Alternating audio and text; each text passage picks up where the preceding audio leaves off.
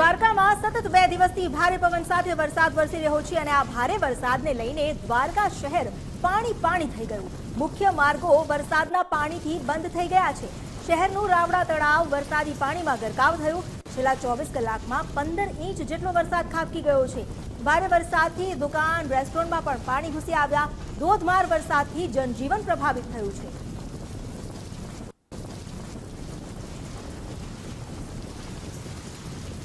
ભારે વરસાદ હજુ પણ યથાવત છે અને હજુ પણ જે આગાહી કરવામાં આવી છે તેને જોતા દ્વારકાવાસીઓની ચિંતા હજુ પણ વધી શકે છે। દ્વારકામાં સતત 2 દિવસથી ભારે પવન સાથે વરસાદ વરસી રહ્યો છે અને આ વરસાદને કારણે દ્વારકા શહેર જ પાણી થયું છે।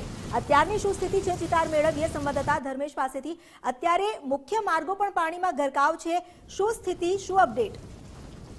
વાત કરવામાં આવે તો દ્વારકામાં છેલ્લા 24 કલાકમાં પડેલા 15 ઇંચથી વધારે વરસાદના કારણે દ્વારકા શહેરની સ્થિતિ વિકટ બની છે। દ્વારકા શહેરના મુખ્ય માર્ગો પાણીમાં ગરકાવ થયા છે, ત્યારે દ્વારકા શહેરના આર્ચસમા વિસ્તાર, જૂની નગરપાલિકા વિસ્તારમાં રેસ્ટોરન્ટ, દુકાનોમાં પાણી ઘૂસી ચૂક્યા છે।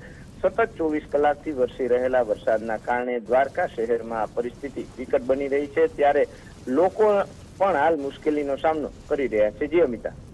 જી, આભાર આપનો જાણકારી આપવા માટે। હાલ તો લોકોની મુશ્કેલી વધી છે કારણ કે પાણી ઘટવાનું નામ તો નથી લીધું, પરંતુ વરસાદ હજુ પણ યથાવત છે, એટલે આ મુશ્કેલીઓ ક્યારે ઓછી થશે તેને લઈને લોકો ચિંતામાં ડૂબ્યા છે।